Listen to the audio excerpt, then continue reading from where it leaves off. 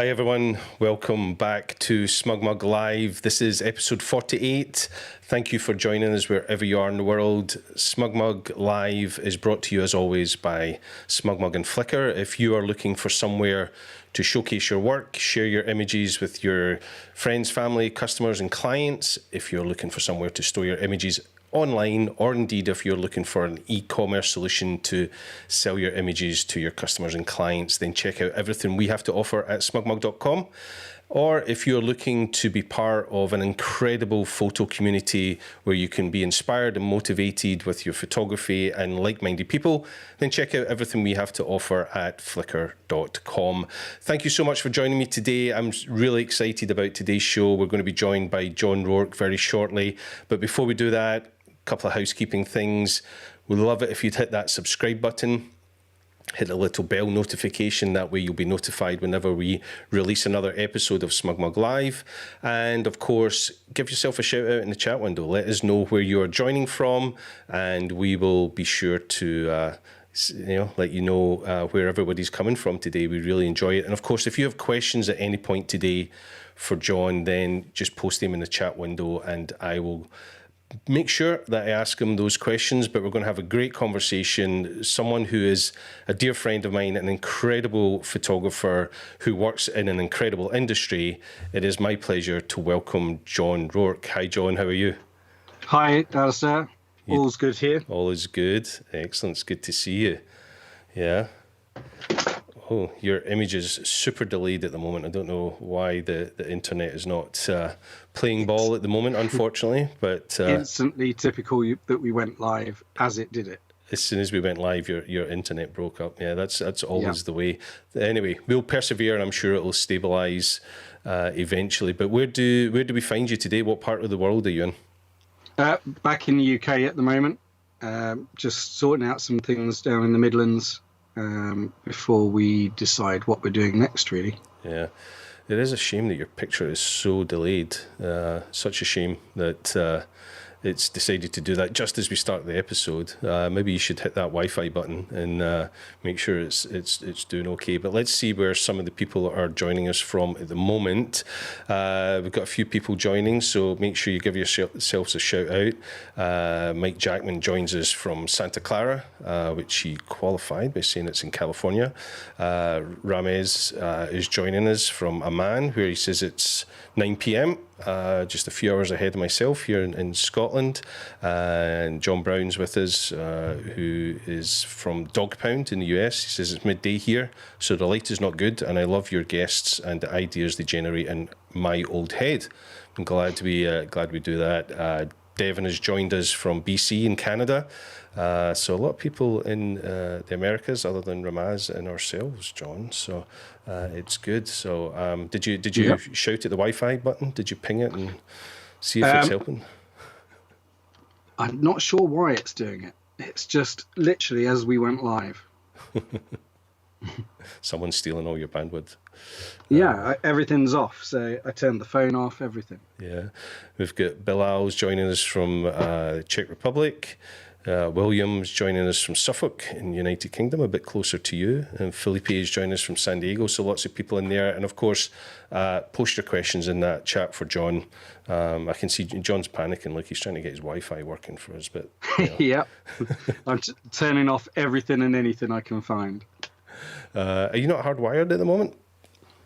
Should be. Should be. Well, it doesn't look like it. I will just double check it. Looks like you're on dial-up. Yeah. That's the... Let's see who else we've got in here. Jeffrey's joined us. He's from Gaithersburg, outside of DC. And he says I got it right last time. I wasn't quite sure how to pronounce Gaithersburg. Or Gaithersburg, or something like that. So it's cool. So, John, if people don't know who you are, I mean, obviously the promotion for this show kind of explained that you are an incredible motorsport photographer, but give us the kind of elevator pitch and what it is that you do. Well, we shoot for WEC, which is World Endurance Championships, Le Mans 24. We used to shoot for the European Le Mans Championships as well. European Le Mans Series. And yeah, we kind of just travel the world following these races and shoot cool stuff, really. Motorsports and Yeah. So your everything. client is the FIA, is that right? No, it's actually LMEM. FIA is a different piece. Right. LMEM is Le Mans Endurance Management, and they run ELMS, WEC, and then they have a working partnership with the ACO that run Le Mans. Gotcha. So they manage all the endurance championships and Le Mans, which is probably the most famous one of them all. We've had so many people during SmugMug Live's previous episodes asking us to have a motorsport photographer on the show, and I always knew that you would be the person that I would ask, because your work is absolutely phenomenal, and I've admired your work for a long time, and you're so creative with it. You're not just a motorsport photographer, right? You put a slightly different spin on it. Yeah, my kind of view is like a street photography kind of approach to the sport. Very documentary. I'm not really the guy that sits on the corners. I have some other guys that they love doing that stuff for me. Mm-hmm. So I'm more of the details and the atmosphere and the textures of the race. Yeah. I just love all that. You've got natural light and sort of industrial lighting, all mixed, mashed in there. There's weather and all sorts going on. So yeah, it's that, and then the personal sort of side of people. Yeah, I can tell that this delay in this stream at the moment it's messing with your brain, right? It's confusing you because you're seeing your picture so delayed. Shall we? Yeah. Shall we have you hang up and dial back in, and we'll see if that helps. What to do for me, John, is hang up, dial me back, but just check that your connection and Wi-Fi is all in the right place before you dial me back. But yeah, try that. Okay, I've got. If you give me 1 minute, I will be straight back. Yeah, of course. So we'll just let John hang up and hopefully dial straight back in, and that way, hopefully, it stabilizes his connection. It's always the risk of going live, especially at the moment when everybody's online, that when someone joins us and their internet is perhaps not as stable as it could be, that we have these little problems. But give him a second, he'll join back in. I'll tell you about some of the things we've got coming up next week.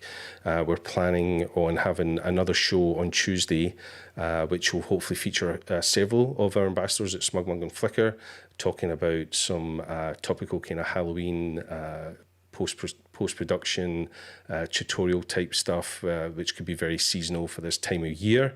This is the last show this week, but here's John dialing back in. Let's see if this works a little bit better once it connects. Hi. Let's see. No, it's still as bad. I can already tell. Yeah. Yeah. Oh, this high. It's such a shame when this happens. It is, because it literally was perfect. Yeah. Have you got Wi-Fi actually enabled? Yeah, well, it's maybe if I turn that off, we'll see.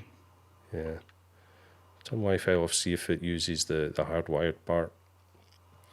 It should be on there. Yeah, it should be. What to do is, while we're trying to get that, folks, if you are huge fans of motorsport, which hopefully you are, because that's why you've joined in to see John's work today, then get your brains working, see if you can come up with some questions for John. But we've got some incredible images to show you, and although John's video feed might not be super stable, the images that we showcase should be blowing your brains away, because they're absolutely incredible.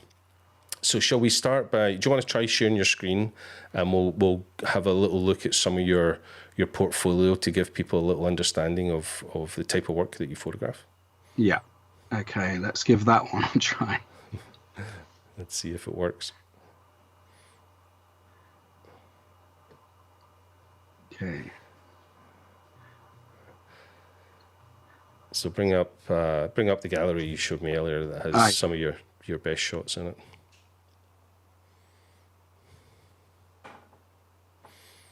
Bear with us, folks, while we try and get all this working. Yeah, unfortunately, John has dropped off. He's really struggling with his connection at the moment.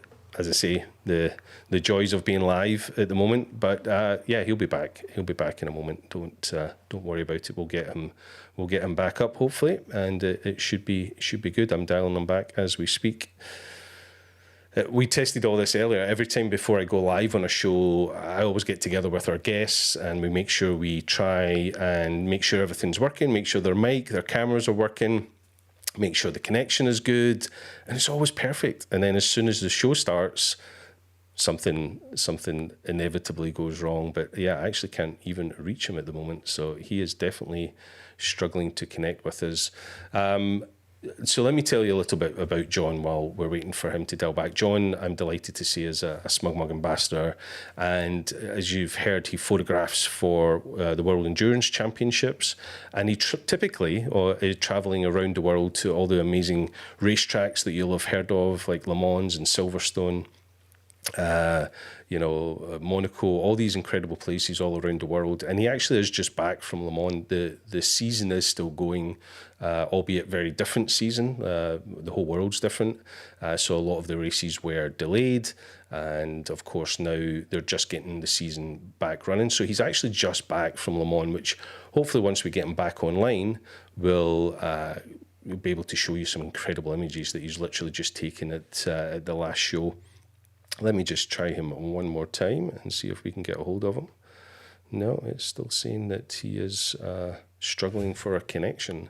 So if you've got any questions, as I say, get them in the window. Apologies that we're being delayed getting started, but it's always the way.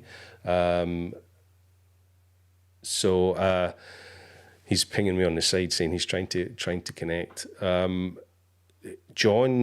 John's images, he's very humble and he doesn't do a lot of public speaking, and it's taken me a little while to encourage him to come on. So having this technical difficulty is not going to make it easier for him. His images are some of the best images I've seen of motorsport. We've seen a lot of motorsport pictures of, just beautiful cars on the track, but John's images have a real different impact to them. They are very artistic. He's a great storyteller. He describes himself as a street photographer that happens to be at a motorsports track. And hopefully you'll see that once we get the images back connected. Once we get his connection back and get those images up online. And let me just take a little pause. I'm just going to put up the screen and I'll be back momentarily, hopefully, with John as soon as we can. So stick with us and I'll be back in a few minutes.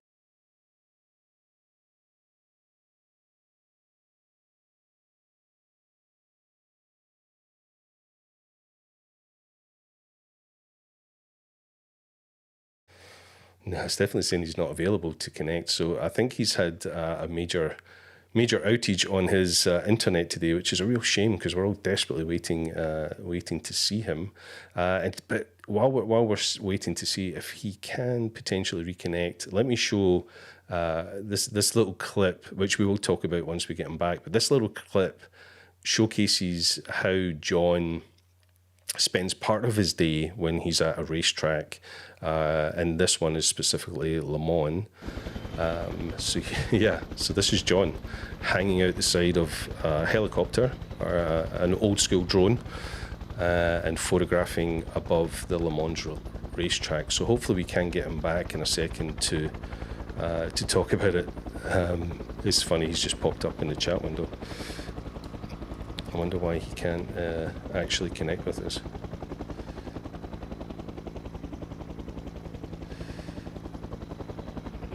He's going to reboot his computer, which is a smart move. So yeah, that's it's called the vomit drone.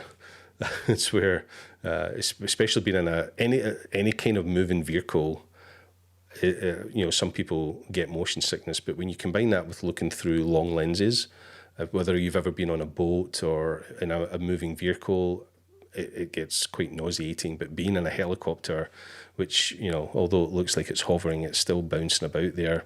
It's pretty nauseating looking through a long lens for that. So John has just posted in the comments that he's rebooting his entire computer so that hopefully he can connect with us, which means I need to fill time. So let me tell you a little bit about what he's apologising. Let me tell you a little bit about what we do. Obviously, SmugMug Live is a show that I started temporarily while we moved into lockdown back in March. I thought I'd be doing this show for, maybe a few weeks or a few months, trying to keep you all connected, trying to keep our, network together, trying to get the best photographers in the world to come here and chat with you and answer your questions. It's been 6 months now, and this is episode 48, so it's quite incredible that we've kept the show going this long, and it's something that hopefully we're not going to stop. It all seems like everybody's really enjoying these shows. Your comments are always great. Your questions are always amazing. And the comments and the questions obviously help me have that great conversation with my guest by posting those questions to them. So don't be afraid to get your questions in just now. I see William's already posted a question here. Can John share a little insight into how he got started? I'm sure he will. I'll make sure to ask him that once he gets here. But yeah, post your questions in there while we're waiting on John coming back, and I will definitely ask him. And that's William, that's probably a question I was for sure going to ask him anyway, because I've spent over 20 years in the photography industry. Spent most of my life working, prior to joining SmugMug 8 years ago, working as a wedding social photographer. But when I first started out in photography, there were so many things I wanted to do. One, I wanted to photograph for National Geographic. I think all kids want to do that when they first pick up a camera. Then I wanted to photograph motorsport. I'm a huge Formula One fan, and I love the work that John does because it's right in that sweet spot of what I thought I wanted to do. I ended up moving in a different direction, but I'm really keen to talk to John and learn a little bit more about how he got started and how he goes about his day. Because it's not just John. John manages, and the owner of Adrenal Media, which is an agency that whose client is WEC, and he photographs at Le Mans. But you can't do that with one person. You have to have a little team so that you've got people at different parts of the racetrack. So I'm going to talk to him about how he manages that, how he gets all those images together, how they sort and edit what must be, thousands upon thousands of images, especially after a 24-hour race. So we'll have a little look at that, and then we'll have a look at some of his hero shots, some of those amazing shots, and he's got some behind-the-scenes images, and we'll analyse, how he got some of those incredible shots that he showcases us, and we'll just have a general chat if we can ever connect back to him. I think we're still waiting on him rebooting his computer. So. Let's see, I'm trying to dial him again as we speak. You're trying to reach. He's not available yet, but he is trying to boot up his computer. So, yeah, get those questions coming. I can tell that many of you are still hanging in there with us. I really do appreciate it. Maybe once the show's over, I'll just cut out this first 20 minutes and leave the bit where he joins. So, John says it's the slowest reboot ever. He's almost there. He's still booting up his computer. Devin, thanks for the question. Devin says, what sort of safety precautions do you have to keep in mind during a day at the track? Again, something we will definitely cover. Shadow Fox Sports says, hi from Miami, Florida. Hi. And Bill Ab says, I'll keep waiting to describe the way of shooting 200 cars on a long sector from the side of a track. Yeah, there's all sorts of things he covers. He doesn't do a lot of trackside himself these days, John. John tends to be more in the pit. You'll see a lot of images from, at the pit when he's right beside the cars getting their tyres changed and fuel filled. And yeah, it's a very high adrenaline, high intensity, and quite a dangerous place to be. So we'll definitely have a chat with them about the joys and the dangers of being next to these cars that are traveling 200 miles an hour, although they're maybe not traveling at 200 miles an hour when they come into the pit to get changed, but they're still moving faster than you would want to mess about with. So John is dialing me now. Let's see if he comes back. Hi, John, can you hear us? Hi, can you hear me? I can hear you. No, you're still super delayed. I'm not sure what's going on. You also have YouTube open. I can hear myself. Yeah, sorry, it was because I put it on the phone. Yeah, let's turn that off. I don't know why you're so delayed. It's so strange that it was working perfectly I've turned earlier. off everything. Let me just take these drives off as well. Well, everybody's hung out and listened to me talking absolute nonsense for the last 10 minutes. So thank you for those that have hung about. Thanks, guys. Yeah, I don't know why you're just super, super delayed. It's such a shame. Do you want to try sharing your screen and see if that plays ball? Let's give it a go. Yeah, and then we'll just keep pictures on it. And we'll just hide us, and we'll just talk about the pictures. Right, let's have a go at this. Yeah. So share screen. So I'm just going to get John to share his screen and see if we can see some of the images. Okay. You've got some great questions coming in. You may have seen them if you'd tuned in on your phone, John. So we'll get to some of those questions. Yeah, no problem. Can you see anything yet? Yep, I think it's just coming up. Getting there. That is delayed. Yeah. Right, we've got some images. There we go. So we can see that picture image. Can you hear me okay, John? Yeah, I can hear you. Right, so I think you're hearing me in real time. Your picture is super frozen. Yeah, I can hear you, no problem. Yeah, I think what I'll do is I'll probably hide your picture. So if I change the picture now. Let's see. If I hide your picture, then hopefully... So have you changed picture? Yeah, but it hasn't come up. It yeah. might as well be dial-up. It looks like you're on dial-up, that's for sure. I don't know what's going on. Yeah, the pictures are not changing at all on our end, unfortunately. You have access to this folder, I think. Oh, yeah, we can maybe do it that way. Old school. Yeah, do it old school. Let me see if I can call that up on my end, and then I could just share my screen, and you could talk about it. This is now doing other things. Yeah, your computer looks like it's... That's so bizarre. It's working on all sorts of other different things at the moment. So let's see if I can get access to this gallery. And sorry, folks, huge technical difficulties today on the show, which is unfortunate. This happens from time to time, but stick with us and we'll see if we can save the day. So let me see. I'm going to try and get access to your Adrenal Media website, John. Just give me a second. I might need to sign in. Yep, I do indeed. And I can't get back to you. No. Is it completely... Your computer's just not playing ball?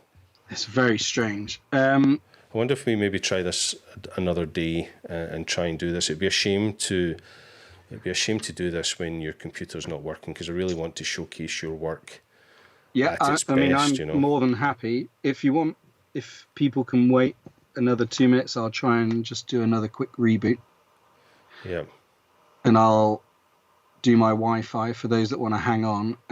But I'm also more than happy to come back. Yeah, give it one more reboot. I mean, I'm in no rush to disappear, but we can see if we can. Okay, I'm going to do another reboot. Put you back on my phone. No, don't bother with the phone. Just you reboot, and don't worry with trying to share your Wi-Fi with another system. Probably best if you just reboot and try and get back in as quick as you can. All right, I'll be back in a minute. That's him hung up. Let me see if I can. Share John's work with you this way. If I do.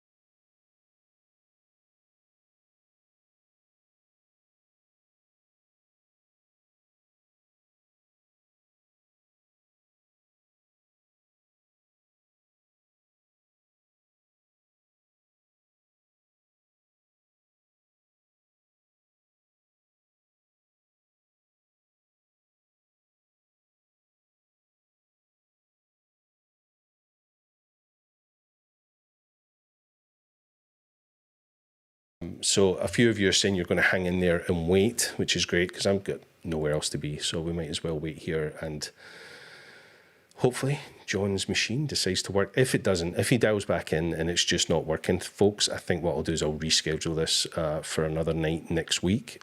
I hate to see my guests pressured and stressed because the technology's working.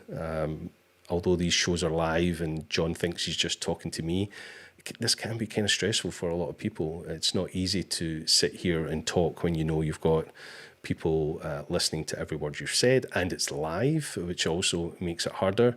I'm sure you're sick and tired of listening to me waffle while we wait for John joining back in. But yeah, if it doesn't work this time, we'll reschedule, hopefully for next week, and get him back in, because hopefully you can all rejoin next week. It will be worth it, and I'd hate to do this without it being, awesome. We want it to be, really inspiring and motivating. Thank you to those of you who are mentioning that you're hanging in there, and let's see if it works this time. He is dialed back. Hello. Can you hear me? Yeah, I can hear you. Can you hear me? I can. You're slightly delayed, but it's a lot better. And I'm moving. Yay. Hopefully it's working. I was just saying to everyone, I've never talked about nothing for so long in any of these shows. I pulled up your website and tried to kid on I knew what it was about. But I am sorry about that. Listen, I need you to take a breath and relax, because I was telling people it's not easy doing this, doing it live. Are your ears warm? Are your ears getting warm? Yeah, it's got a lot warmer in here. And the thing is, the folk online, they're so generous. Everybody's posting comments that they understand and they're willing to hang on. Oh my goodness, John says he never tires of my monologues. I never thought I'd be known for my monologues. Thanks, John. I appreciate that. Robert, thank you so much. He says we understand. Michelle cool. Says, no worries. We enjoy spending time with great photographers. That's exactly why I do this. I'm very fortunate in my role at SmugMug and Flickr to spend time with the best photographers in the world, like John, and so gracious, thankful that they give us their time to come and talk to me on this show. So it's not easy. Being live and talking to people is not easy. So John, thank you for frantically working behind the scenes to get this working. You doing okay? Take a drink. Yeah. I wish it was something stronger now. Yeah. Oh, that's what we should do. We should post a comment. Let us know what your drink of choice is today. I'm sure for many of you in the US, it's maybe a bit early to be starting a day drinking, but we should. I keep saying we're going to do a show about alcohol because it comes up in topic so much. Right. So as long as it's past 12 o'clock somewhere, it's okay, isn't it? It's always past 12 o'clock somewhere. There you go. So, right. Where did you get to? I have no idea. I don't know what we spoke about for the last 30 minutes, to be honest. I played them a little video of you in the helicopter. Yeah. I've shown them the front of your website. But I've also described how you're not your typical motorsport photographer, right? You describe yourself as a street photographer whose street happens to be a racetrack, right? Yeah, that's right. It's that's my kind of take on it. Like I said before, it's all about, it's the perfect shooter's environment, really. You've got the mixed lighting, natural and industrial. You've got action everywhere you look, colors everywhere. You got every kind of weather gets thrown at you. We've had snow mid-race, everything. At Spa particularly it's a bit like Scotland in a way that you can have every single season just in one qualifying session. Yeah. It's just extremely lucky really to be able to shoot in pit lanes around the world. Like we've got Bahrain is coming up in 3-4 weeks, and that's going to be probably 30 to 40 degrees. Sounds lovely. Yeah, sand everywhere, dust everywhere. You get epic sunset; it's almost guaranteed. And if we run into the night, they have this lighting at that circuit, which is insanely bright. I'm pretty sure you can see it from space. Yeah. It's the only place where I'm pretty sure you could use ND filters at night. Wow, it's that bright. Yeah. So it's 30 to 40 degrees Celsius. If most of us, that sounds lovely, but you have to wear a lot of kit when you're at the racetrack. And we had a question while we were offline about what kind of safety precautions do you have to take working in this sport. Well, first of all, let's talk about how you dress, because even though it is so warm, you have to wear a lot of kit, right? Yeah, we wear the 3-layer fireproofs. This is my old one. They let me keep it at the end of I think that was 5 or 6 years we were in these ones. Does it get washed though? Yeah. Most of the time. Most of the time. I thought that was just some like security guard standing behind you there, checking everything was okay. That's my watcher. No, that's I'm really proud of this suit. It did me well for a long time. We've just changed into some really nice, cool blue ones, but that's like a FIA approved. So they have a standard. So you can't have mechanic suits and things like that, or go-kart suits. They just won't have enough. I hate to say it, but burn time. Yeah. Which isn't long, even in one of these. Yeah. So, yeah, you wear this. You should wear substantial footwear. It's quite easy for a car to go over your toes. And there's a lot of other stuff that gets flung about in there. Yeah. We have to wear I have a really nice carbon helmet, it's a beautiful piece of carbon if you're into carbon. Yeah, that's the one that I showcased in the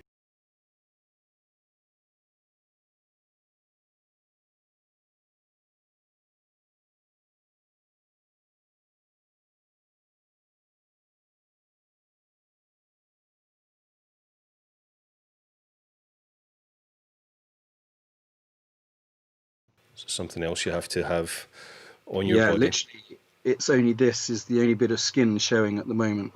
And you could argue we should wear fireproof balaclavas, possibly gloves, that kind of stuff as well. Everyone else is fully kitted, fully covered. Yeah, it's hard to be a photographer though with gloves and balaclava on, right? Yeah, I mean, I have enough problems trying to find a decent pair of gloves for photography anyway, let alone for pit lane type of photography. It would be horrific. So I mentioned that while you were rebooting that it's not just you run Adrenal Media. So tell us a little bit about the business side of it, those details that you can give us about, how many people do you have? How do you, where are these people during the day? How does that look like?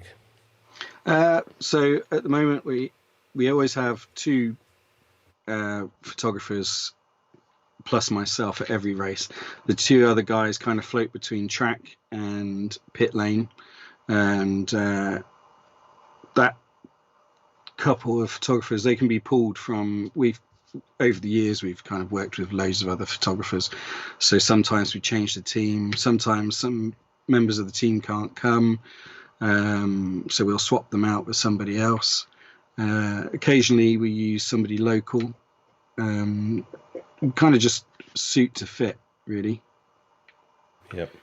And so they're typically on the track, on the trackside. Do they stay in one spot, or do they move around? How are you in communication with each other? Yeah, we have our own radio system, which was on that headset in the picture, and we have our own channel. Every organization has its own channel, or every part of the organization, and I think ours is channel 10, for example, and on there we have race control talks to everybody, so we can listen into that for bits of news and information, especially if there's a red flag or something like that. And then I can call up my guys at any point, as long as they're within range of the actual track itself. Some places like Spa and Le Mans can get a bit sketchy on the edges because they're just huge circuits. But yeah, we can pretty much talk most of the time. just say, oh, there's the organization might call me and say, oh, there's a big battle going on between, say, 51 and 92. Mm-hmm. So the boys will hear that at the same time on the radio, and they know to look out for that set of cars coming around a corner. Right. And just try and get a shot to tell that story of that particular battle. I'm sure if there's mechanicals or incidents, they try and photograph that as well. But anything they see, it's quite a push with two photographers to cover some of these circuits. Mm-hmm. So my sort of plan usually is that I suggest one stays inside the circuit and the other one goes on the outside of the circuit. Usually one on the outside gets to have the scooter, which is always that's living the dream for the track, is with the scooter. Is that the status symbol, having the scooter? Yeah, there's always well, can I have it? Can I have it? We only get the one. When we used to do COTA, we used to get a golf buggy, which was pretty cool. Yeah, I was showing people your preferred mode of transport, which is the helicopter that we see here. That is a beautiful thing indeed. Yeah, how often do you get to go on that during the race? Oh, sadly, not enough. I could do the whole race from one of those. Usually, that's the highlight is for Le Mans, because that's where we have a bit of extra budget. Yeah. So yeah, this one last year we had the heli for. I think we went up for the sunset shot, which is like an iconic piece of the event before the cars enter the night. And then we actually took it up the next day as well to try and get something a bit different. So we got loads of daytime track stuff. The light was pretty good as well, so got some nice shadows across the track and things. Yeah, and I was explaining it's a bit of a vomit comet as well when you're looking through a lens, right? You'll get me shot if you bring that up. Anyway, we'll let people imagine that. So we'll move on. We'll move on. But yeah, looking through a long lens in a moving vehicle of any kind is tough. Especially when they're pregnant. So yeah, it was unfortunate, but she did her job, and I never mentioned anybody in particular. You're mentioning people now, so that's well, it wasn't me. That's what I'm saying. You fly well. No, that was Sean and myself up in the heli, which was nice to have somebody else up there shooting, cross shooting as well on different lenses. Yeah, there was a question. Let's see if we can find it. William had asked. Thanks for the question, William. Can John share a little insight as to how he got started in this line of business? Well, to be honest, like most things, it was a little bit of luck. I had been doing a lot of street work, weddings, the usual kind of stuff that everyone does, and I was doing reportage style wedding, and then there was obviously the street sort of style that I was doing, which is very similar to my pit lane work. And I also happened to buy, I think it was the 5D Mark II when it came out, and I was one of the only guys that managed to get my hands on one. So I was doing some bits of video with it, and one of the companies asked me if I'd come along and do some video and just kind of spend the day shooting some bits of track and some pit lane. And I said, yeah, why not? Something different. So I turned up, and this is for GT1, which is by another company called SRO. And I just shot what I kind of wanted, really. I was very lucky, got a pass to everything, put some pictures and things together, and that was that, really. So about a year later, I got a call. They'd gone around the world doing their circuit, and they come back to Silverstone, and they said, we really liked what you did. Do you want to come and do some more? So I was, of course. And I was like officially an unofficial art photographer. So I did a few bits with that, and then word kind of went around, and I started doing some bits for little teams. And then very quickly, I got a call from LMEM, and they said, we've seen your stuff. could you put a portfolio together? So I said, yeah, no worries. Love to. They said, can you do it by the morning? This was about 4 or 5 o'clock in one evening. So I was, okay, I'll give it a go. And sent this, I think they wanted 20 pictures, but I had to just bombard them with about 80 because that's as far as I could get it down to. And they gave me a call and said, yeah, let's talk. So, and that was that. I was in with WEC for Cool. 8-9 seasons now. Yeah, never look back. That's a bit of luck and a lot of hard work. So yeah, I mean, I had to have all the stuff that I had done. Without those things, I don't think it would have translated over as easily. So I took a few gambles. A question here that's kind of relative to that, and then we'll get to looking at some of your pictures because I'm sure people are desperate to see your work, and you and I can have a little bit of chat. But Felipe asks, what advice do you have for non-accredited photographers? He says last year he tried to cover the US Grand Prix, but with general admission, it's just such a waste when it comes to trying to shoot. Any advice for people that don't have all access like you do? Yeah, well, F1 and the bigger named races are going to be a nightmare to get into without accreditation. With accreditation, it's very limited on space and things like that. So I would go for, if you're just starting out, go for local stuff. I had a folio with bits of kite surfing. There was some climbing in there and things like that. People had seen that sort of stuff, so they knew that it would relate to sport. But there's loads. You could start off at go-karting. You can go and do, I think in America you've got things like IMSA race. I mean, IMSA is a great race that we run with that when we go to COTA quite often as a joint event. I mean, there's so much motorsport out there. Obviously, at the moment, it's very difficult because everyone's running closed-door events. But some of the local stuff probably will still let people in. And you could get accreditation probably a lot easier, maybe with the local newspapers, some magazines, or even see if you can find out who the teams are and approach some of those and just say, a lot of guys will do accreditation and, you sort them a little deal with some prints, maybe they'll cover your expenses, that kind of stuff. But it gets you in the door, which is important. Yeah, getting that first foot in is the bit. But yeah, don't try and start by trying to get straight into a Grand Prix. Start a bit more local and a bit smaller. It's a very even competitive... I would find it difficult to get into F1. Yeah, it's very competitive area, right? There's not that many people allowed there, and everybody wants to do it. I mean, including myself. So yeah, it's quite difficult.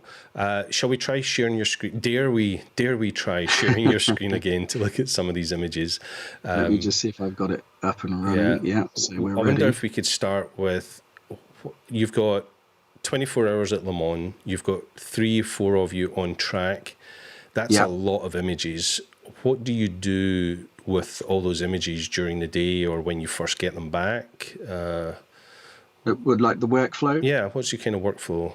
Okay, so the guys we all go out and we shoot. If it's just, say it's, for example, free practice one, which is the first event. Well, first thing is setup day, which is typically the Thursday of an event. So setup day is quite a nice slow day. We can get all our data ready. And we just go out, photograph all the teams, building the cars. They take them apart, they put bits back on, they strip them down, then they have them all scrutinized. It's a nice time to get all that background stuff. Yeah. And also we get a good chance to recon the track, take pictures of any of the branding and things like that. And that can be edited quite slowly that day. But how are you doing that? How are you editing those images? How are you ingesting all that information? Okay. So we'll you come in, you put the cards into the laptop, and then we use Photo Mechanic to do all the culling and the rating. And there's lots of ways to do it, lots of videos out there on how to do. Can you share that? Is that on your screen at the moment? Yeah, I have it open actually. Yeah. My system is a lot easier. Typically, when I rebooted, I lost where it all was. Okay, we could be I've jinxing this whole thing by having you share screen and stuff, but we need to give it a go. Am I sharing? I'm not yet. Am no. I? Okay, let's give that a go first. This is where it all went horribly wrong before. Yeah. Okay, can you see me now? Yeah, I can. So if you want to pull up Photo Mechanic, and then you can show folk how you go through that. Ooh, there. So there this we go. This is like my Le Mans folder from the one we just did. This is the setup day. So this is where I dump pretty much everything. Okay. And so there's a lot of pointing, like you can see my finger. I'll use this. This stuff is like mostly logistics and marketing type of shots. And then we got into the circuit quite late, so it was nice and dark in the pit lane. So we just had a little mooch up and down. So your job for WEC isn't just about shooting the cars, right? There's a lot of things you have to cover. Yeah, I mean, our brief can go from anything from 10 to 20 pages, and it can be all sorts of things. I mean, literally, you have to be able to tell the story, but also gather marketing materials for the sponsors. There's logistics stuff, so they'll want to know how they've laid out, say, the paddock, and then when you go back next year, they'll use that picture to kind of put everything in the similar place again. Right, kind of using it for continuity purposes and getting all the sponsors. Yeah. So you've got a lot of images out with the race. You know, Le Mans, you're probably there for a whole week. You've got all these images, but you're bringing them into Photo Mechanic. Why Photo Mechanic? Well, Photo Mechanic, obviously when I started out, it was Lightroom. I never bothered with Bridge, but then I was watching a video to do with Winter Olympics, and there was a guy there was using Photo Mechanic. I can't remember how much it is, but there's a free trial on that usually, and I do recommend you use it. It is so fast at showing raw files. You literally, these are raw plus JPEGs, as you can see by the little titles there. So if I just open one, it's going to be slow today. So you can see I can flick through these pretty quick. So as it's ingesting, if you do a full ingest of the whole card, you can be rating your pictures whilst it's still ingesting, and you can flick it through really pretty quick. Yeah, you're moving so quick that the computer's not keeping up with you, actually. So I'll take your word that it's moving pretty quick. So really, Photo Mechanic, and this I've heard this from a lot of photographers that photograph events and are photographing large volumes. It's really just down to the speed of ingest and the fact that you can start culling and editing images, or not so much editing, but culling and ranking images as it's still being ingested, right? Exactly. There's loads of different ways of doing it, but I just have a keep it or delete it kind of method. Yeah. So I think number one brings up a pink menu on mine, which is, and I think it titles it winner. I literally will go through the images as they're coming down, and I'm just marking the ones I want to keep. Anything that I think is useless, I'll just leave it off. And then you can you select all the ones you haven't marked by just picking one, and then you say select similar, and then you can just get rid of those off your hard drive, or you can just select all the winners and then ingest those into Lightroom or C1 if you prefer. Yeah.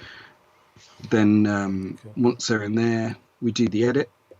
And really it's we try to get most stuff as bright as you can in camera, and the edits at the race, they're all very quick. So you're just kind of straightening, coloring, bit of contrast, the usual sort of bits and pieces, and then you take it back you export those, and then we bring those back into Photomechanic to put the data in there. So when we go into here, I don't know if you can still see. Yeah, it's still moving. Okay, so when you go here, you get this field comes up here. All the metadata and stuff. Yeah, and that's empty at the moment. Let's find one that's an easy one to do. Oh, that's the full page, sorry. I forgot the little I. Yeah, there you go. So this is car number 7. So we have a little system, hopefully it's still linked, where I just do a /7/. You see it filled it in with Toyota Gazoo Racing. Right, so it's got a small kind of script that you can run. That's right. Yeah. You have a, so before the race, you get given the latest driver entry. And one of us will write all that out into text edit, which is like a really simple piece of text software. Yep. And then that gets imported into Photomechanic. And then every time you do like the hashtag and the number, it knows what to fill it in with. And I can do, we can change that. If I do, sorry, /D7, it'll then give me all the drivers as well. So you can change that. You can customize that to how you want. I think the guys have got it down to, let's try mechanic, an M. Yeah, mechanic. Right. So they've got it, all the finer details. I think P is podium, that kind of thing. So great, a great little tool. I have to say, John, as soon as you started using Photomechanic there, your sync went again as well. So I think it's just your computer trying to do too much. So why don't you close Photomechanic completely, and hopefully it's not using too much of your processing power, because I'm sure it uses a lot of power. But it's interesting to hear about the use of Photomechanic. So your round trip is bring it into Photomechanic, use that for culling and rating, take it into Lightroom, do your basic edits, back into Photomechanic, do all the kind of metadata, keywording, all that kind of stuff. And then upload it to SmugMug. And then upload it to your SmugMug gallery. That is all down to just the speed that it gives you to do all that work. Even though it sounds complicated and it sounds like a bit of a round trip, it's down to speed. So, yeah, I know some people import meta at the beginning, or they apply it on the ingest, but that's never seemed to work for us. It's been this way round, and just seems to be quicker, even though it sounds like it won't be, coming out of one and then back into it. But yeah, it seems to be a lot easier. Cool. I can see you. Glitched. We've cursed it. I can see you looking at yourself and getting stressed about the delay again, but it's doable. It was that bad. Yeah, it's doable. Don't worry about it. Let's see. As soon as I think it's, I don't know what's going on, something to do with either the processing that's going on in your computer or the combination of Wi-Fi, but your computer is just not enjoying itself today at all. I think it was the Wi-Fi that did it, because when it came back on, it was the Skybox thing was telling me that there was all kind of issues with it. So I think probably everyone decided to go on their internet in this area at the same time. Yeah, that's been happening all over the world. 10 a.m. Pacific time, like all the schools fire up all their computers and everybody's online and all the kids are getting taught from school at the moment. So over here, it's the kind of same, and internet can, although you have good connection, doesn't mean you have great bandwidth. So that was a little insight into your workflow. A couple of questions here coming in. About your gear. I knew at some point we'd end up talking about... There's always a gear one. There's always a question about gear. We love the gear. Why don't you try stopping sharing your... Have you stopped sharing your screen? I'll stop it, no. Yeah, we'll come back. This is where I had a problem before, because... Yeah. We'll try and come back to your screen and show some images, which hopefully won't take up too much bandwidth. But it looks like you're having problems again there. Yeah, it's the... it's the permissions for sharing. Yeah, that's very strange. I'm just going to try it because it won't let me come out of the share. Yeah, it seems like you don't have permissions in the system to share your screen. Yeah, and it's when you now do, it doesn't like it. I can blip off and blip back in. Yeah, I think it's try doing that. Try blipping off and blipping back in, and I'll round up some questions for you while you Sorry, do that. guys. That's okay. It's worth it. It's worth it. Okay, be right back. Okay. Yeah, we're going to try getting them to reboot one more time. It's a shame because it was just getting interesting about some of the insight into what they do. Let me know if any of you watching use Photo Mechanic. It's something I don't personally use, but I hear a lot of people in the events world, whether it be marathons or sport or big group events, Photo Mechanic really does seem to have some real speed benefits when it comes to all that kind of ranking and culling and editing. So I know a few of you have put questions in here already, which is good because I'm going to ask those to John as soon as he gets back on here. But it's great to get that insight, and hopefully we can get him back on. Here we go. Okay, Hey, you're back. It looks a bit more stable. That's better. Yeah. We've got to share images at some point, but let's do some questions first before we jinx it again. So Shadow Fox Sports, so someone who's obviously in the sporting world, says, they say they've shot NASCAR in the past, and they're curious what your favourite lens is, and would you mind sharing info on what your current camera is and what settings you shoot with? Okay, yeah, so I've kind of recently changed, as a few people have noticed recently. So I'm now on Sony, and I'm shooting with a A7R3 and the A7R4, and I picked up a 24mm f1.4, the 35mm f1.4, and the 135 1.8. For pit lane, those three lenses are amazing.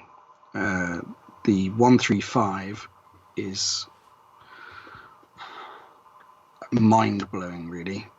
It's that, and on the 7R4 is very similar sort of style to how I was getting with the GFX and the 110 f2. It's just a wow about those type of images off of either of those two systems. 24mm, that's just like a magic system on its own. In fact, I just tried the new Sony 20mm 1.8, which is a stunning angle for shooting with, but it's 1.8, so you'll see the pictures if you go near the wet galleries. There's some beautiful night stuff that we shot there. Long lens, obviously, it's got to be the 400 for track stuff. You've got to have a 400. Yep. You have to have a 1.4 as well.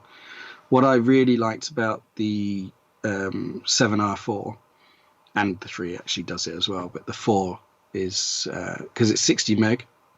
Right. When you have like a little crop mode, so it kind of goes to the similar size sensor as the Fuji was.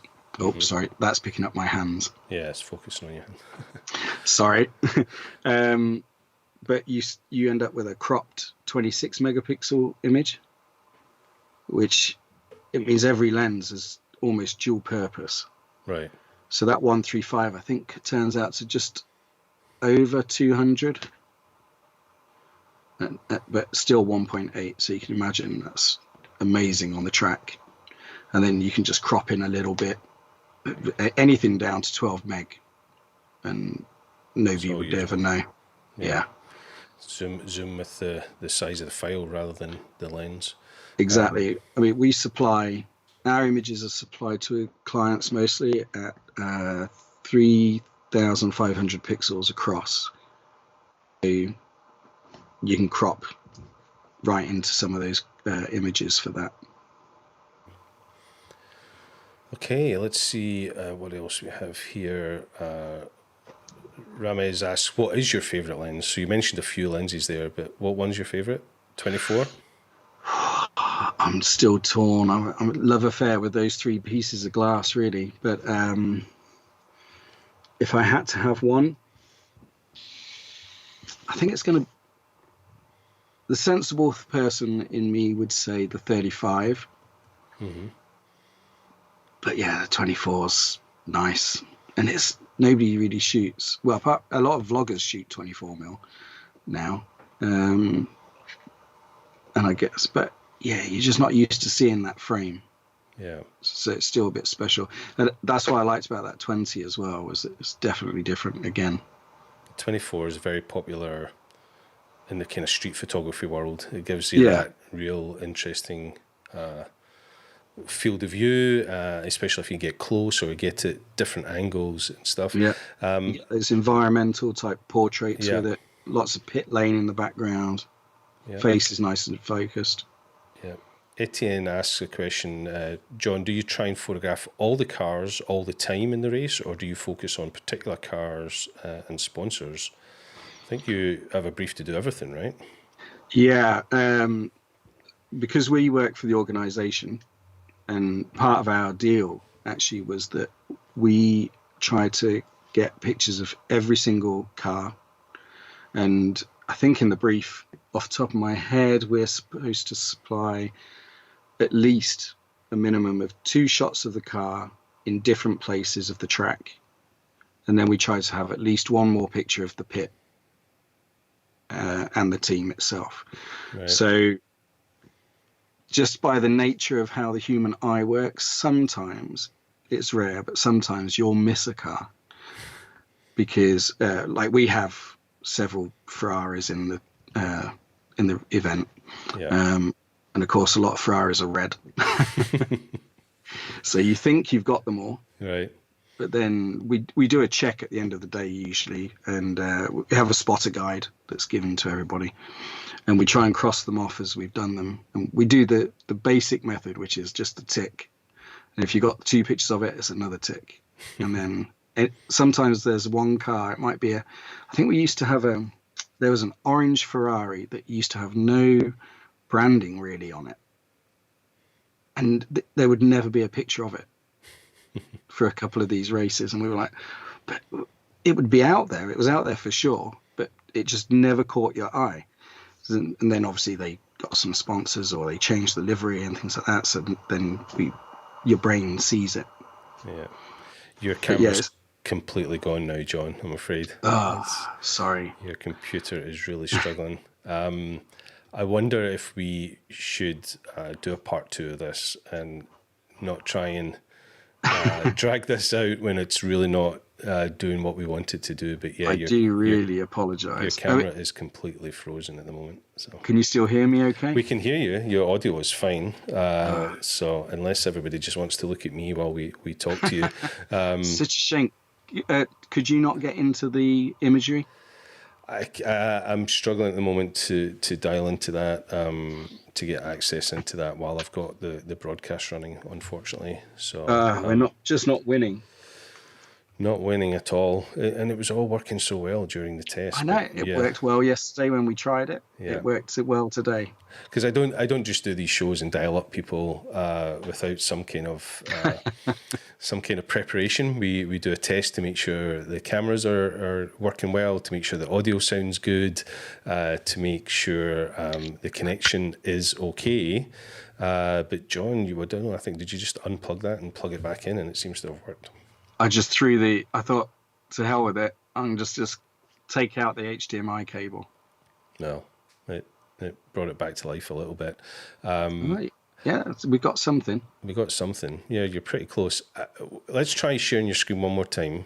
Okay. And you just want me to break it, don't you? Oh, no, and it's just, no, as soon as I said that, it's completely went out of sync again. So I don't know what's happening. But forget about your camera just now. Let's pull up your screen.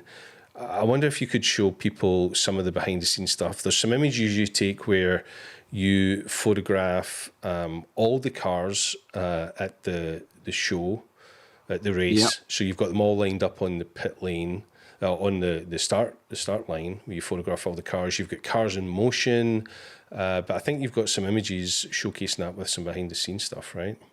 Yeah, we've. Let's have a quick look. Gary here. Monroe says we have to throw some more coal on the internet. Yeah. It's definitely a bit like that today. Yeah. Is that going to let you share anything? Can you see anything now? Let's see. Yes, we can. We can see. Yeah, we can see your organizer within your SmugMug account. Okay. Yeah. So can you see that? It may take a little while for the images to load, unfortunately, just because your internet is not working yet. As soon as you clicked on that image, it's not shown for us yet. Right. Right. Okay. Yeah. We've got it now. Okay. This is a drone shot the TV guys gave me of one of our cars setups from, I think, either last year or the year before. At Paul Ricard in the south of France. It's a great shot with the shadows and stuff. That's awesome. Yeah. If that piece of grass wasn't in the corner, I definitely have this as my poster on my wall somewhere. So where are you in this? If you look down the very bottom, I don't know if you can see my cursor. Yeah, we can see you. Just move your. Just see it. So you're there. in what? A scissor lift or something? Yeah, they always find a cherry picker. Yep. Or I think this one's actually a Manitou, but cherry picker to us. And yeah, my kind of thing is to try and get as high as possible, but still be able to see the fronts. So that's the shot from that cherry picker. Yeah, well, it's not loaded for us yet. We'll just give it a few seconds to see if it loads up. It's incredible that it can be so slow for a picture to change when your internet's just not working. And it also shows the difference between audio and video. Yeah, we can see it now. There you go. There's the shot. So normally, some people might know him. There's another guy I work with called Jeff Carter. He works for the FIA, which is part of the event. Yep. And he's really good because he's a photographer as well. So he kind of understands when I'm saying, put this car here. And then, so you start at the front. And then when you put the next one in, I have to be able to see down onto the splitter. Yep. You can just see on that number 11, I probably should have rolled it back a tiny bit. But as you get that row further and further back, perspective starts to mess around with where the cars go. So you can't just put them on a grid. Yeah. And I think it shows back in, I'm going to try and go back to the over picture. I'll just take you can see the gaps. Yeah, it'll take a little while. So the reason you want to see the whole car, you want to see all the livery, you want to see the sponsors, and if you put them all at the same spacing, then ultimately they're going to cover each other up. So yeah, the ones at the back get wow, they're really far back. Yeah, you can see they're still bringing in those ones at the very back, but you can see the difference between the front sort of few rows, and then as they get back, they're like a full car length away. Yeah. And then some of the other shots you do are actual moving shots where you have the cars kind of in that formation, but they're actually on track, right? Yeah. I was just going to show you how high I am. If that will load for you. Oh, yeah, that's great. So this is the one we just did at Le Mans. And that was a dodgy cherry picker. That literally was fixed on by maybe. I like it. It felt like it was just one pin in the very center at the bottom. So I daren't move. And you know what it's like when you look through one eye with a camera, your whole balance can go. So on there it was a bit, and there was a little bit of wind as well. I wasn't enjoying that spot too much. It's funny because most of us would love to be in that position photographing that shot, but you're not enjoying it because it's moving about so much. Exactly, and you're up there for a while because I think this started at about 5 o'clock that we were there. I think we had a slight delay, and it's streaming hot sun that day as well. So I had to grab a hat on the last second before I went up. And we were allocated till 8 p.m. But Jeff and I were talking as we were doing it. And we're like, well, at 8 o'clock, the shadow is going to be fully across everything. Yeah, you can see it's creeping across there from some of the buildings. So we managed to get all the cars in spot. I think it was within an hour and a half. That's good. Which was pretty good going. It's a lot of organisation. It's not just one car. It's 2 cars per team. You're working with the mechanics and all the pit lane people. I'm assuming they have to go round the track to come back into this position. It's a lot of work. Well, they have to push them in. So. Oh, really? They don't even drive in. Yeah. But do they drive around the track to get to that position, or do they just come out? The guys are amazing. The mechanics and the teams for this. I think if you ask them if they wanted to do it, they'd probably say no. But they have to manually push those out the pit usually lane, all the way down the wrong way of the pit lane and out the other end. So basically reversing down the pit lane and then push them up the start lane. Yeah. And it depends, obviously. The one at Paul Ricard we did on the stripes as they go into the final straight. So they had to push them all around there. And I could hear lots of foreign Lots words. of cursing in foreign languages. Yeah, because we decided that it was going to be this far around. And never popular. But when we did just so they're not running engines unnecessarily, basically? Yeah, exactly. Yeah. And all the cars have been taken apart and put back together again, especially for this. And then the teams, they might lose 3 hours doing this. And then they've got to spend that 3 hours back in the garage later, taking it apart again, cleaning it or making sure it's ready. So, popular person. Yeah. But this time I think a lot of them were quite happy because we just rattled through it really quick. Jeff is perfect at organising it on the ground. Yeah. Let's see if you can pull up the shot I was talking about with the formation shots when you're actually moving. Yeah, so we do the car-to-car stuff. This is one of my favourites, but the bruising you get afterwards is horrific. Getting rattled about a photo vehicle. Especially with the LMP1 cars, because that's an LMP2 car there. But the LMP1s, they have to run at certain speeds, so we're going around the corners. I obviously can't see when I'm going to hit a corner. Usually somebody shouts. So it usually involves throwing your arm around the side of the car and just hanging on. Right. And you can lay down. A lot of guys will lay down, which is obviously a more stable shot. But I like to sit up so I can get just a bit over the front cars and see the other ones behind. I don't know if you can see that picture that's there. Yeah, you're just kind of, it looks like you're kind of cross-legged almost. Yeah, it's it's surprising what a workout that actually is. Good for the abs. Yeah, I could do with doing that daily, really. This is like the result you get. That's great. This is where we had new safety cars from Audi at the time. This is in Fuji in Japan, which is an amazing circuit. It's not often you get to have a volcano in the back garden. Yeah, that's great. So these are some of the other ones we did. This is the LMP1 cars. This is probably one of my first seasons, actually.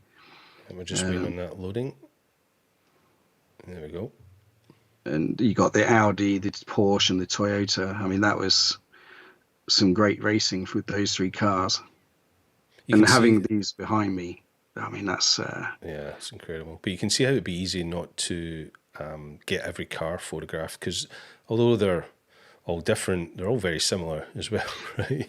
Yeah, I think... So we do move them about. So yeah, they kind of get a little brief on basic hand signals of like, I'll just kind of point at a car and say, wave it to me, or I'll wave it off. I've had some of the really experienced drivers, they seem to like to get up really close Test your nerves. Yeah, I've had, I think it was one of the Russian drivers a long time ago, particularly good driver, and he was able to touch my foot with the car. Wow. So he was really close. Because the thing is, even though you might feel like you're going fast, and I'm sure you're not going too fast when you're hanging out the back of a vehicle, but although you're going fast, they are going so slow compared to how they usually. Yeah. It's like when you see a safety car come out, and the safety cars are going as fast as they physically are able to. Yeah. And the racing cars are just in cruise mode, and they're complaining that the safety car is going too slow for them. You know, so it's incredible. Well, with the LMPs, the GT cars are pretty good because obviously they're similar-ish to the vehicles that we're using, but the LMP range, they have to do certain speeds to stay cool, otherwise they just break, and then you're not popular at all. Yeah, but their brakes don't work because they're too cold and all that kind of stuff. Yeah, they have lots of problems with just going slow. I'm not sure if it's a good excuse from them or because they just want to go fast or what. I don't know if you saw that picture change, but you can see I'm giving some directions. I can just see your hand raised, and just we kind of move them around. We have a basic plan, and I try to do a shot with each one or two at the front and then swap them around. Right. We usually have like 2 to 3 laps is ideal, and then we change. So you'll do the GT AMs, then you'll do the GT Pros, then you do the LMP2s, and then the LMP1s. The LMP1s will get maybe 1 lap.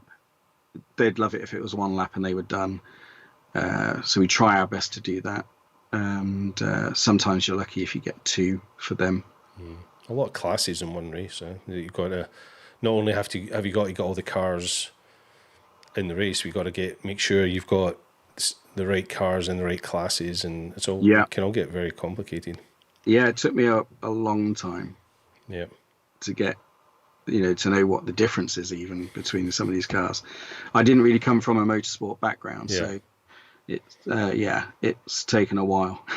So while this is working, let's see some of the other kind of give us a showcase of some of the types of shots or the variety of shots that you're asked to take during a race. I know you'll have people shots, you'll have press shots, all that type of stuff. While it's working, let's see if we can do that. Again, you get things like new sponsors or new cars come in. So this is where we had the Audis had gone and we had new Porsches. So we had to do a quick crazy automotive shoot for the news, for the press alerts and that kind of stuff. Don't know if you can see that one. I can see the 2 Porsches, Yeah. I'm just going to flip in and out of these, I think. Yep. And then you've got every year, we at the beginning of the year, we have to also do all the driver portraits. Right. So we have to set up a green screen studio. This was one of our very early studios, so we just had some speed lights and then a quadra pack on the other side with 2 heads. Here you can see my human light stand. Voice activated light stand. Yeah. That's Mark Webber. Mark Webber, recognise him. He was very pleased because we didn't keep him very long. There's the other angle. You can see I've got 2 human light stands. We're just waiting on that changing. It's interesting because you're almost in sync at the moment, but the screen share is just not moving. So I think we're asking a lot of your computer today for some reason. You've been working it too hard this season. Yeah, I saw those images I got ready to show you guys. And then it's decided it doesn't want to do it. Yeah. I don't know if you can see that one. It's not changing at all. Oh, there you go. It's changed now. We're seeing from behind Mark Webber towards you now. Yeah. So you can see this was like a really basic studio at the time. But we learnt fast. And I think this was our one a couple of years ago, maybe. This is a full room type setup. This is Silverstone.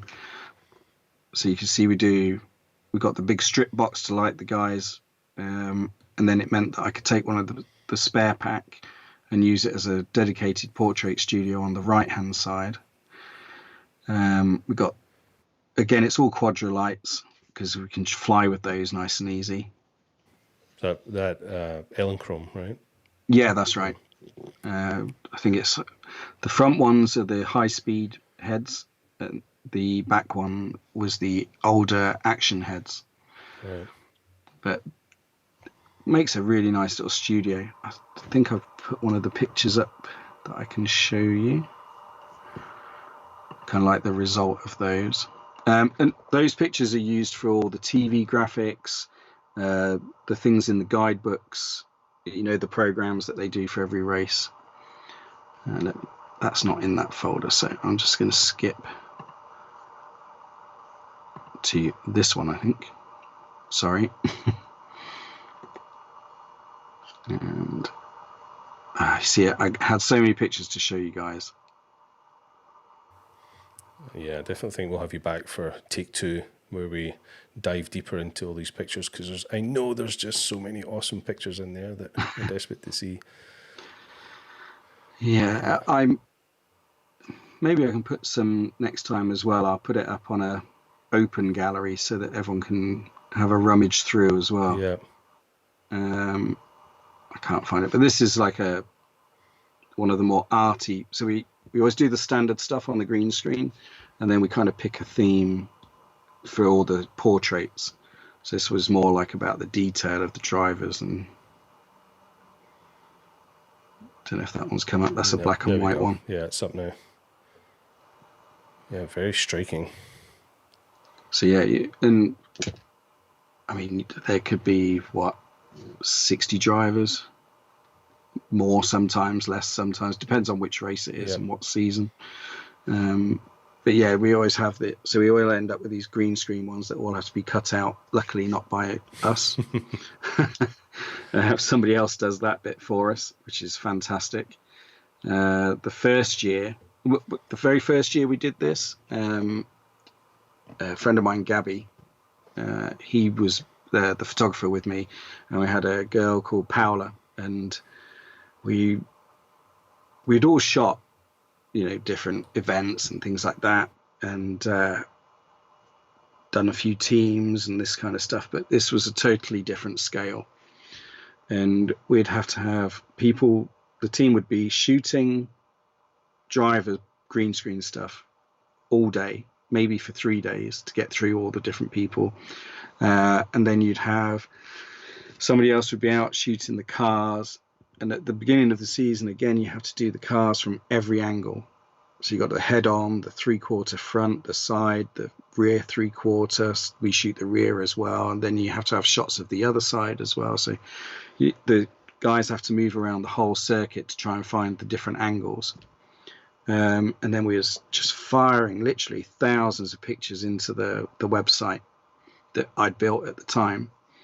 And it just kept crashing because of bandwidth.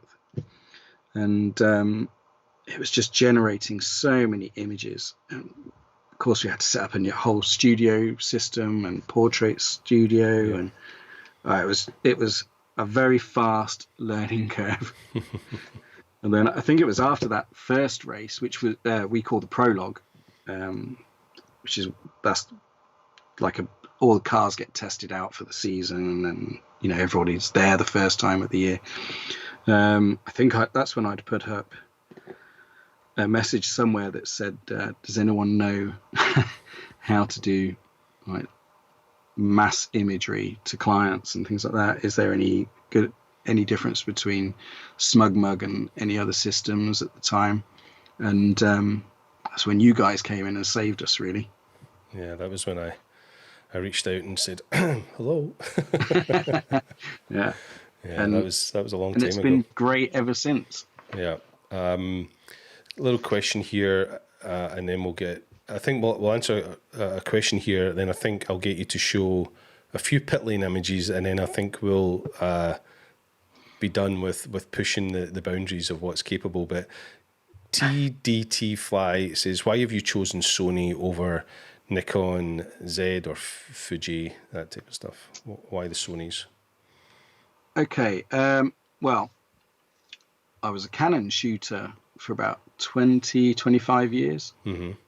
Like I said, the first gig 10 years ago was EOS 5D Mark II and a 7D, and that was a really nice combo. You got the 7D for the more sporty side of the cars, and because it's got the crop sensor, it allowed me to use like a 400. I think it works out to be about 500 and something, and it's still 2.8, so it's quite a nice way to do it. And then use the 5D for the portraits, and it was a lovely system. Nice images. But then I made the mistake of trying a Fuji camera, which got pushed onto me by my friend Jeff. Yeah, and Jeff's a big Fuji user, right? Oh yeah, we both were after that. I was ex-photographer for about 5-6 years, and again, amazing camera. It was just what swung it for me onto that was the whole mirrorless system. The EVFs on there were completely blew me away, really. Yeah. And the colors as well. Fuji's well known for its sort of analog vibes. And then that kind of, like all of us, you kind of get something else and you get something else, and then the GFX came out, and I was like, oh my god, this massive sensor, shallow depth of field awesomeness. Medium format. Yeah, I went into that, and then I guess I just started to think, I'm carrying 2 systems around, and that's 2 sets of chargers. You've got 2 types of batteries, and the whole point of going mirrorless at the beginning was pretty much it was the EVF that did it, but then it was also the size. Like I can carry a whole bag full of gear, but then of course I'm running X series and GFX, so that whole load of kit in one bag went out the window. And then my girlfriend Shan, she shoots a lot of studio work professionally. She had the 7R2, and then somebody suggested maybe I try, I think it was the R3 and the A9. And yeah, again, EVF is amazing. Image quality was pretty amazing, but I thought, I'll stick with the Fujis for a bit longer. And then the R4 just came out with its 60 meg chip, and I just thought, who am I kidding? I need it. So yeah, that was the big change really to Sony now. So you went crop sensor, medium format, now you're full frame. Yeah, and now it makes perfect sense to me, because I've got the full frame 35 mils kind of come back to itself.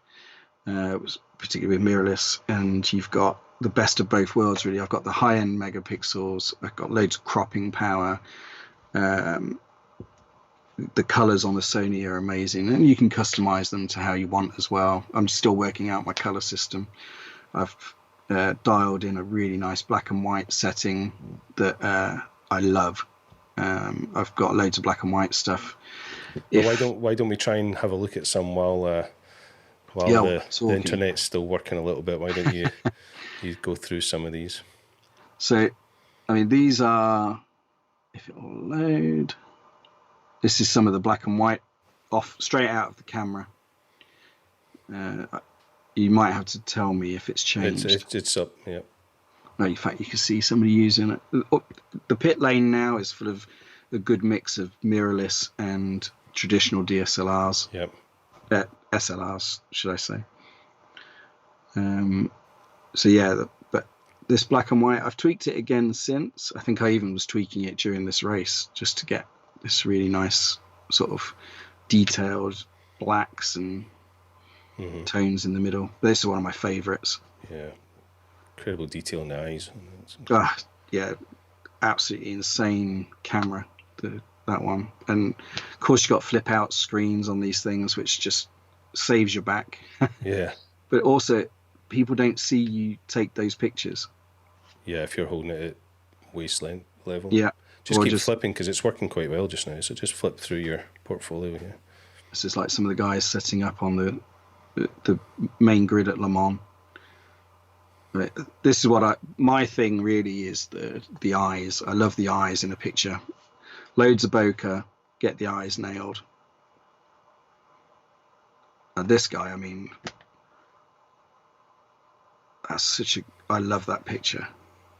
It's interesting. Rather than typically they would all have balaclavas on, now they all have face masks on. Yeah.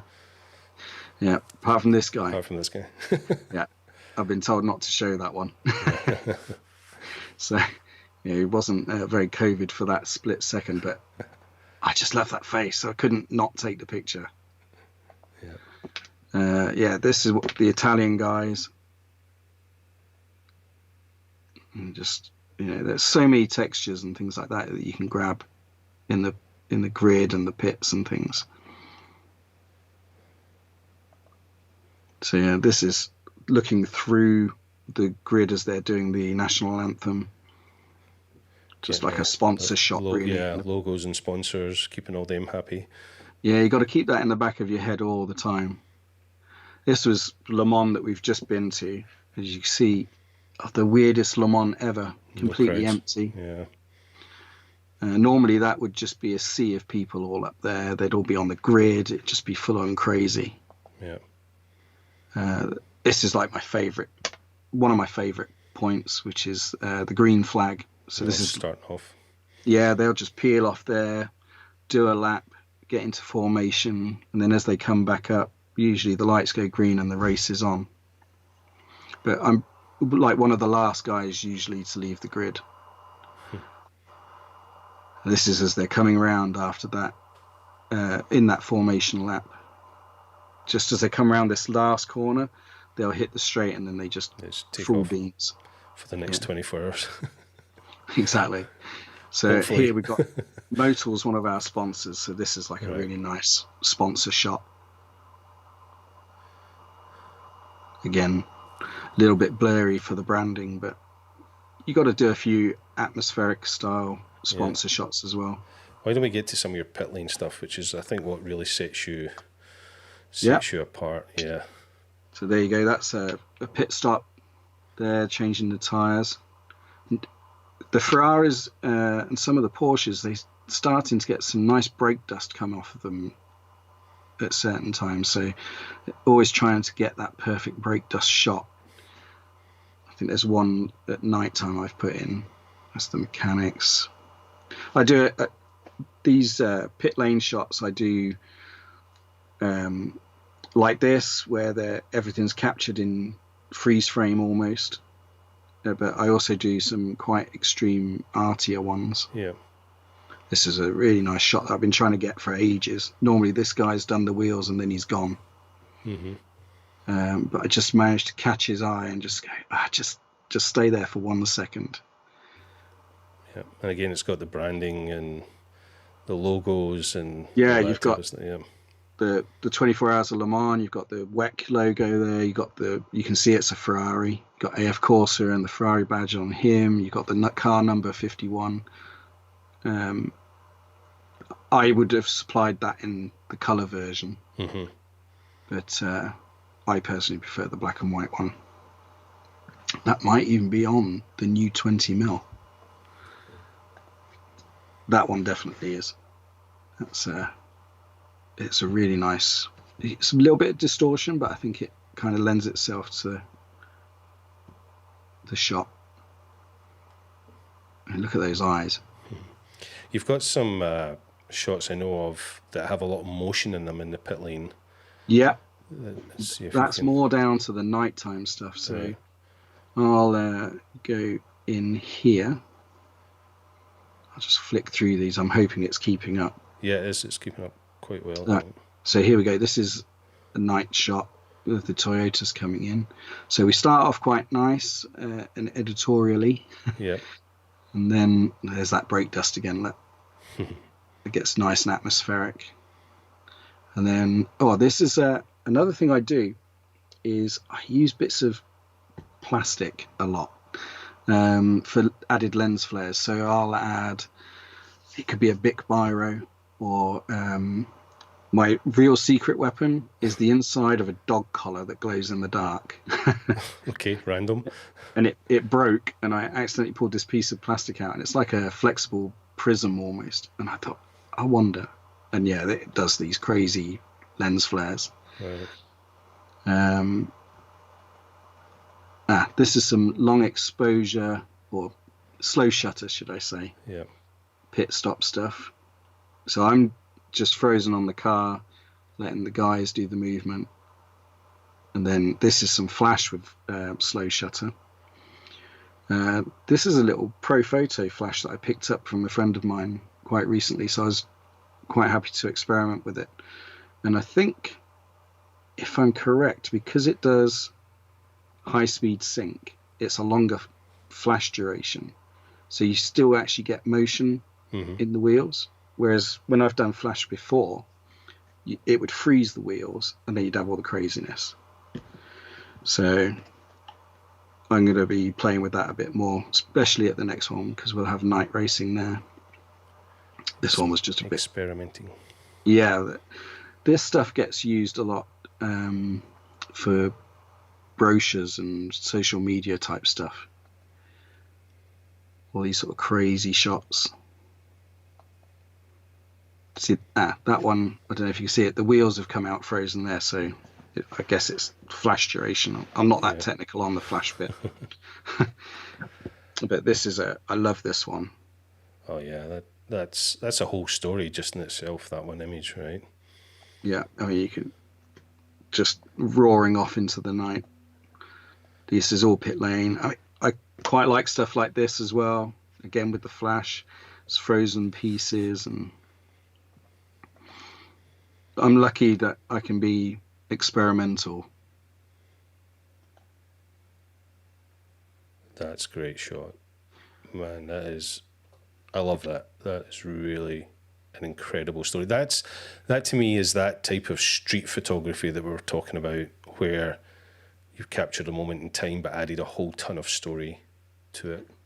Yeah, I think I've said it before in a few other interviews that if you're doing video, you've got a lot of frames to tell that story and give the atmosphere. Obviously, with the photo, it's one shot. So my aim is to kind of give you a slice of film almost. So that I used to do a lot of panoramic sort of cropping, which came from my X-Pan days, which makes it, I think it gives it that cinema feel. So it's a lot easier to translate. But we can't do that with the championship because they have an app and all the images need to look the same in the app. Okay. So I never shoot portrait mode anymore. And even in my own stuff, it takes a bit of a while for me to suddenly remember that the camera does go that way around. You just get stuck in that position. It's really weird. And it takes... So we just had a guy, Harry, who's done his second race with us. And he's used to doing a lot of portrait and landscape and mix and matching.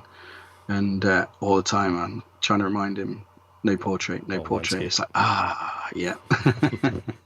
So, you shoot portraits in landscape mode. Right. But I think it works, you get that environmental look then. Yeah. So, yeah, this was one of my favourites. That's an old Porsche being mid-pit stop. Tire change. Yeah. You know exactly you can see the stress levels, the anxiety of trying to get that off and the new one on, and that just in that one image, it tells every word you need to know there. It's incredible. And the only thing I would pick up on that, well, you can see it's Porsche because of the guys themselves, but you've got the logos are all in there and their sponsors and the wheel sponsor and everything's there. That's just a nice nighttime shot. So the lighting is crazy. That last shot where you were so close to the wheels, that one. There's been a few people in the chat asking, I haven't called them all out, but quite a few folk have asked, has there ever been any incident? I guess when I was a kid watching motorsport, you were always waiting on the crashes, right? You were always waiting for, the fires in the pit lane, and it's quite morbid to talk about it, but a few people have asked, have you ever had any incidents personally in? Yeah, I had. So I was doing a completely different race, different company, and we had a Mercedes. I can't remember what Mercedes they were, but they were just huge, big Mercedes GT cars, and they could get a bit sprayy in the refuel. Right. And I was doing one of those shots where I'm trying to capture the droplets coming out of the fuel, so I'm closer than you probably should be. Yep. And the guy just tweaked the nozzle the wrong way, and I got covered, and I could really smell it on me, and I just thought, so I walked away, went round into the paddock, and I was like, just let that cool off, evaporate off, really. There's not much you can do about it. And I was talking to a friend of mine who came walking out of the garage next to it, and he's like, did you see the fuel spill that just went up on fire? I was like, that's close. Close enough. If you hadn't walked away, you would have been...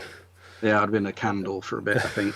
You'd have been engulfed. So was that... Well, hopefully that's as close as it ever gets. But I guess you have to be conscious of, like, wheels getting thrown about and I've bashed. And I have had a nap in the pit lane once before.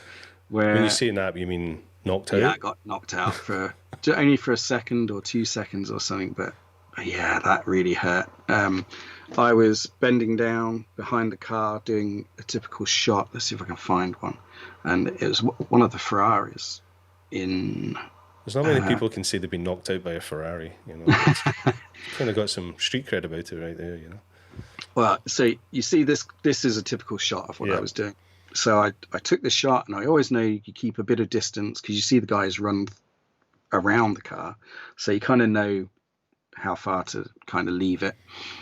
I'd done this side, and I'd gone to the inside to take the same shot as they changed to the other wheel. And I'm waiting, and then as I just looked up, I realized the guy had 2 tires with him, so he's kind of doubled his width. He didn't really see where I was, and no disrespect to the guys,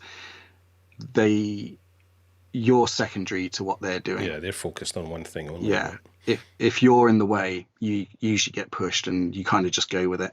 Anyway, he came running round. He must have come out a little bit wider than I'd planned as well.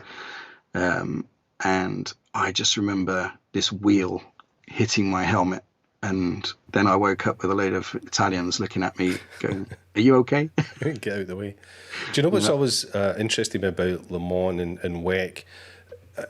My big love is Formula One, where you have a gunman and a wheel changer on each wheel. But in WEC, they run round, they change one side of the car, then they run round and change the other. Do you know the reason why they do that? I'm not sure. I think it's just limited in personnel, I guess. Maybe it's it must be in the rules because they all do it, right? It's and they change it up because they have changed the system in the last series. Because it threw me. The very first few races, it was a bit like, what's going on? So now one of the shots I used to do was this kind of stuff, but I used to run from, say, the front of the car with the first guy, and then I would follow them as they track around the whole of the car. Yeah. Well, now some of the cars now, they attack from both sides, so from the front and the back, and then some of the others do a bit of a crossover, and different cars have slightly different rules. And I think there's also techniques. not the necessary. There's not the need to have a pit stop done in 2 seconds, because typically they may be changing driver, changing the fuel might take longer than the wheels do. So maybe it's just something down to they don't need to do it as fast as Formula One does or something like that. But some it's one homework I've for me never to go asked, find out. maybe, actually. Yeah. Yeah. And you mean after you got knocked out, you didn't say, "Why did you run around the car?" No, I knew what the guy was doing. It was my fault for just being too close, really. So, well, I think I was right. Yeah, I think on that note of the street cred of being knocked out by a Ferrari, even if it was a wheel that wasn't on the car, we should thank our stars that we got through this in some shape or form. Thank you for. No, it's listen, this happens, and nobody get knocked out. But it's thank you to you for watching this and sticking with us. We've been on here for nearly an hour and 50 minutes now, trying to get through some of these images. I just love what you do, John. Not just your work with Adrenal Media, but your own personal work that you do. I think you've got such a creative eye. If people want to go see more of John's work, all the links are here in the show notes underneath the video. If you go to the description below, you'll find links to the Adrenal website, which I thoroughly recommend you go look at that wonderful SmugMug site that has some incredible images, as you've seen. There's links to your... been doing some updates on that, actually. Yeah, links to your Instagram and all that kind of stuff. So go check out John's work. He really is a very, very creative photographer with an incredible eye. John, thank you so much. I'm sure you're sweating sitting in that seat. Yeah, there's something inside is just crawling. This is probably more stressful than photographing a race, right? Yeah, pit stops a breeze. Now, this has been like, oh my God, because it was perfect, and then wasn't. We will do a debrief, and we'll work out. We'll do some troubleshooting, work out why it didn't happen, and then maybe we can come back and. I'll definitely come back. Do a little showcase of some other stuff. There's just so many angles to what you do. I think the range of images you take, from portraits to street work to artistic stuff to editorial, it's quite phenomenal that you managed to do all that in such a short period of time. I know Le Mans is 24 hours, but the races are normally shorter than that, so it's a hectic 6 world. hours normally. Yeah. Our Le Mans day, I'll just add, it isn't 24 hours. It's usually about 50. I can imagine. It's really a whole week, really, but well, yeah, it does. It doesn't stop. Because you were telling me there's the scrutineering, then there's a procession where they take the cars through the town and all that kind of stuff. Yeah, right? Le Mans is that's one of the best ones to get to if you want to go and see a grand event. I don't think there's anything bigger really, but yeah, it starts. We arrive on a Saturday. We're doing scrutineering in the town centre on the Sunday and Monday normally. And they bring the cars in on trucks. They push them through a crowd of spectators and fans from all over the world. Yeah. They do interviews on a stage. The cars are being scrutinized in front of you. Then they go around, they do their big Le Mans photos of the car gets laid out, and then maybe the whole team all there, the drivers. They take that shot, then they wheel the car back out, and then they do autographs as well. It's an amazing event. Yeah, full week's worth of work, yeah. Yeah, and then you have a parade on the Friday. There's practice sessions, there's night sessions. It just doesn't stop. Yeah. So, yeah, it's crazy. Earn your money that week, I'm sure. Oh, yeah. Before I say my final thanks to John, one last reminder, hit that subscribe button, hit that little bell notification. That way you'll be notified about all the episodes we have here. Thank you for supporting SmugMug Live and especially shows like this, which have some technical issues. I appreciate you sticking with us. Thank you for your support. John, thank you so much for your time. I really appreciate it. I will let you go and have a drink, and we will see everybody back here next time for another episode of SmugMug Live. Thank you so much, everyone. Take care wherever you are. Look after yourselves. Guys. Yeah.